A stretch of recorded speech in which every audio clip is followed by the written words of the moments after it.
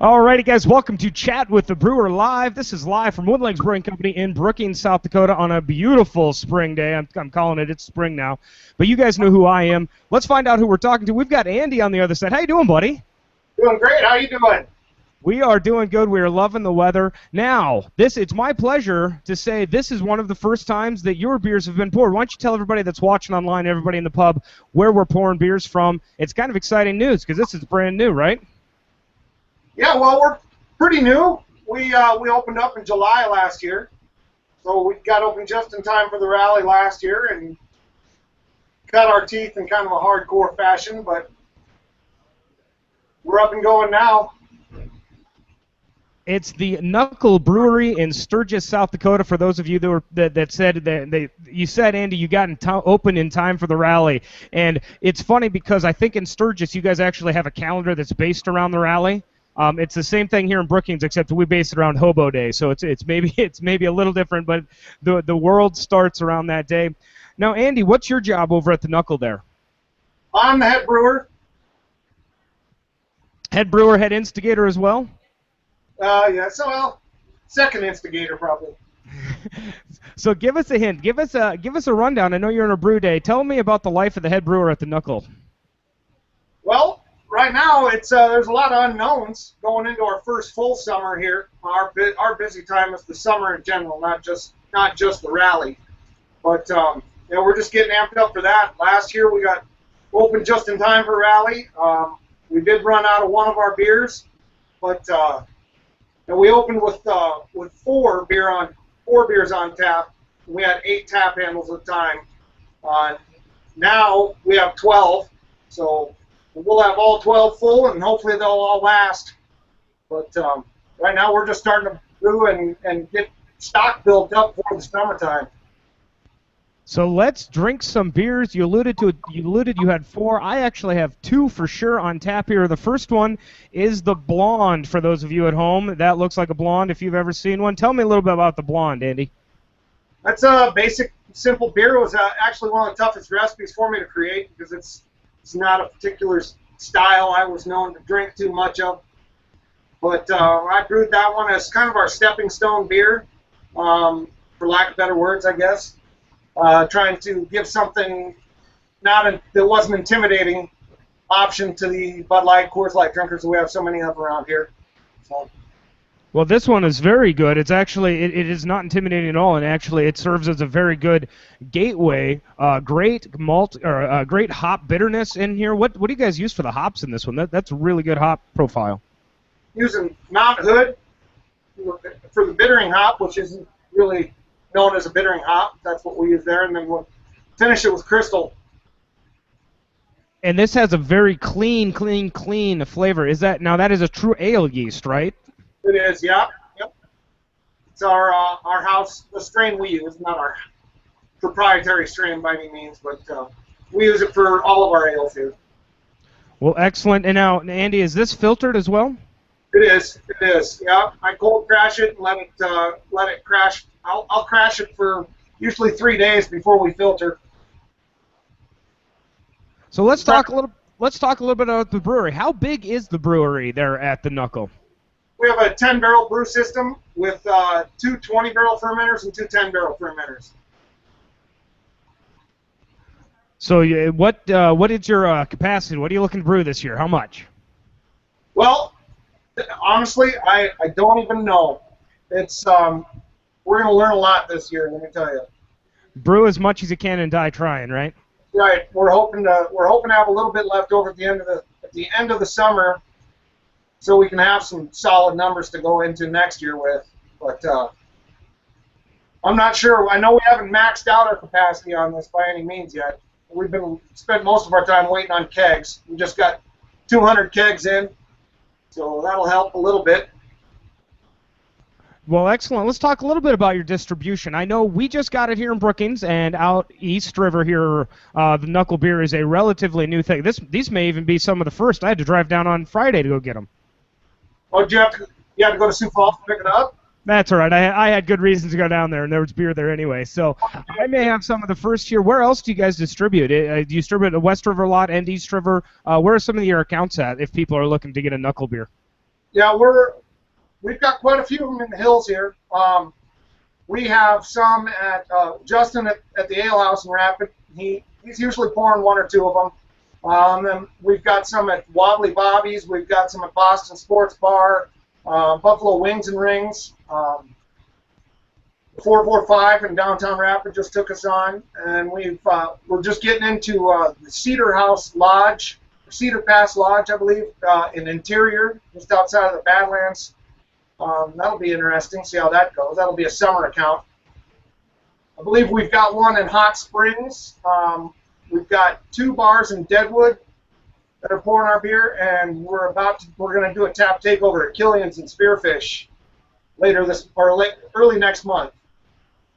So you are gearing up for the summer season here. Lots of places to grab it out in the Black Hills this summer. Yep. Tell me some of the local favorites. So what is the beer that people drink at the Knuckle?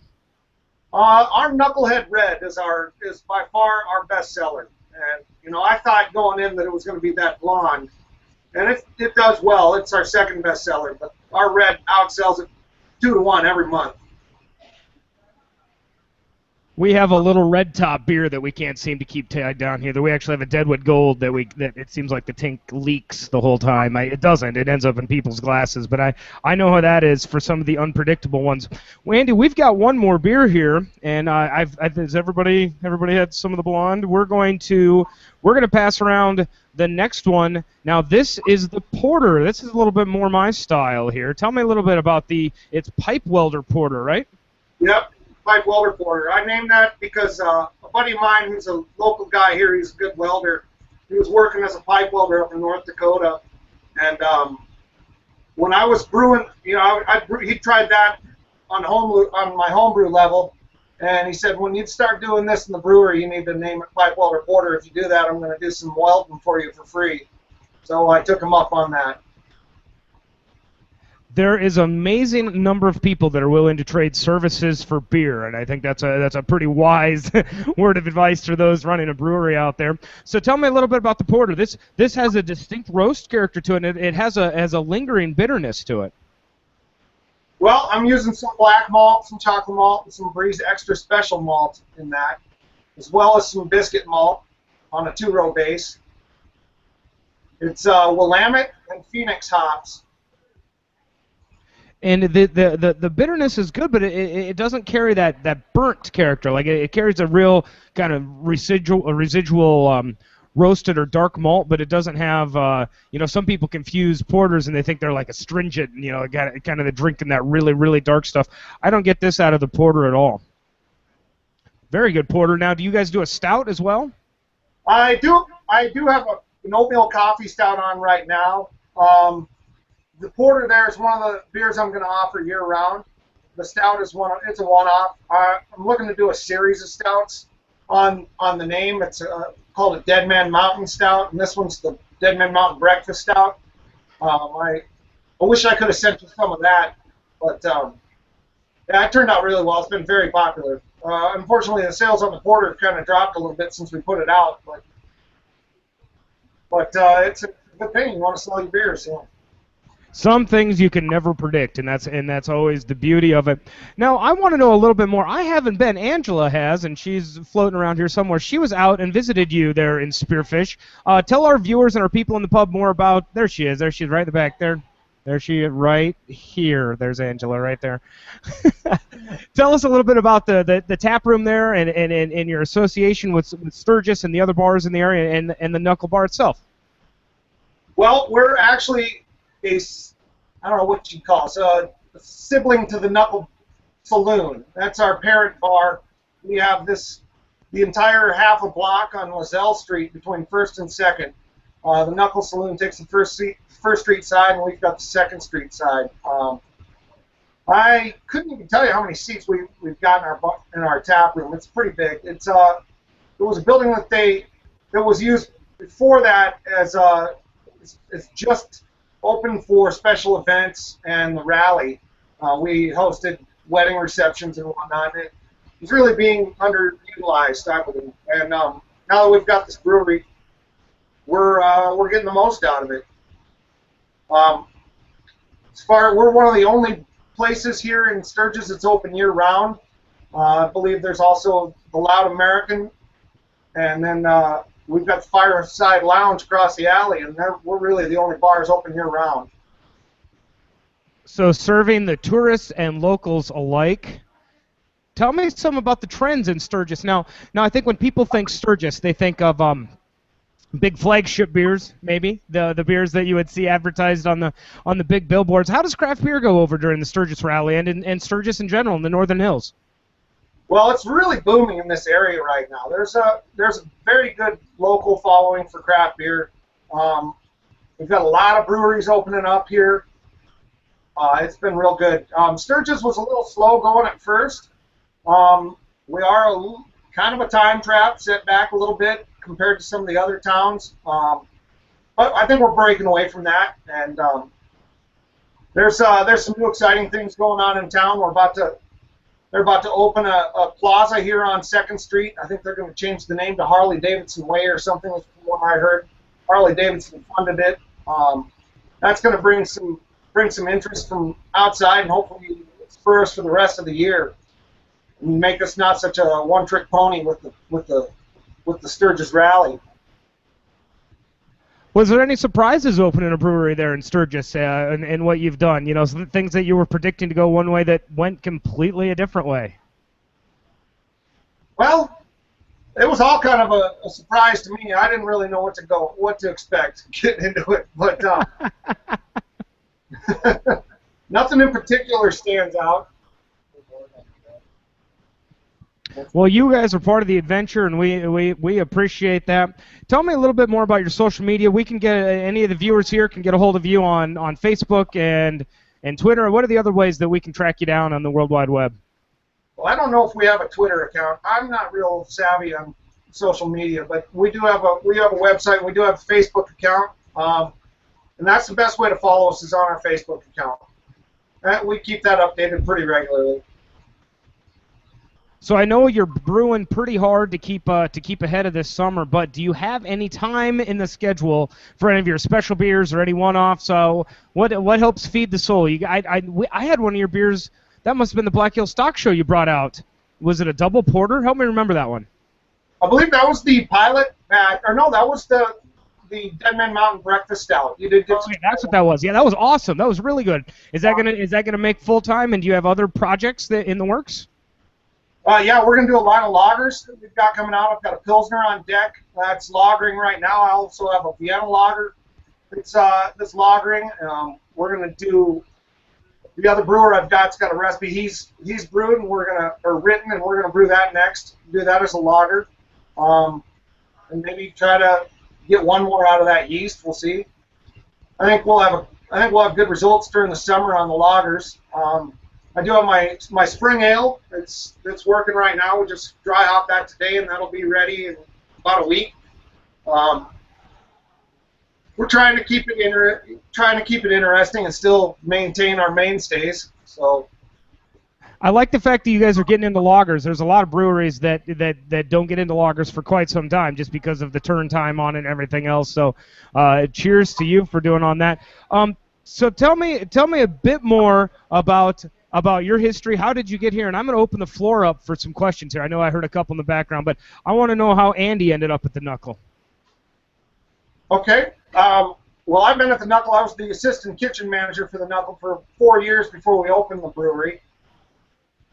But as far as the brewery goes, it was in 2011 when one of the owners came up to me, and I just started dabbling with homebrew. I haven't been doing it for very long. And he came up to me and mentioned they're interested in possibly opening a brewery and wondered if it would be something I'd be interested in. So I really took it from there and geared up and started hammering out recipes. And we've developed a pretty good following around here and making a pretty good name for ourselves. So I'm pretty proud of that. I got somebody here you might recognize. Ange has a couple questions for you. Hello. Hi, how are you? Good. How are you? Real good. I have one question. Have you thought about doing any collaborations as of recently at all? Yeah, we've been in talks with another local brewery. I don't know if I can bring it up quite yet. I don't know about that, but we are talking about doing you guys know who they are. They're up the highway from us. We've been talking about doing something for the rally. So, To be fair, if I point in this direction, if you go 200 feet, we're also on Highway 14. that's right. I'm just saying. You take a left and you go that way for a long time, like 7 hours, and you end up in Sturgis. You see a lot of South Dakota on the way. Highway 14 is exactly where we're Well, Andy, I know you're in the midst of a brew day here. We've got a whole crew, if you can see, enjoying your beers, trying the blonde, trying the porter. We appreciate your time.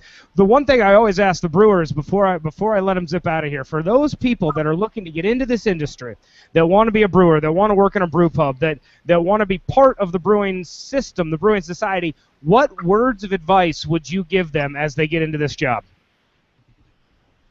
Well, it's expensive, that's for sure. So have some good financial backing, and you better be able to work hard and pay attention to details, and love what you do.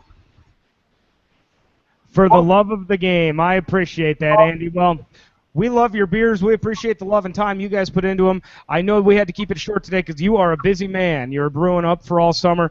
There's a standing invite, as you know, to come out to Brookings. We had fun at Hobo Day last time. You're welcome to come out again. Come on out again, Andy. We'll drink some more beers. All right, thank you. All right, Andy, you get back to work. Thanks for stopping in. You have a great day. Cheers. Cheers, mate.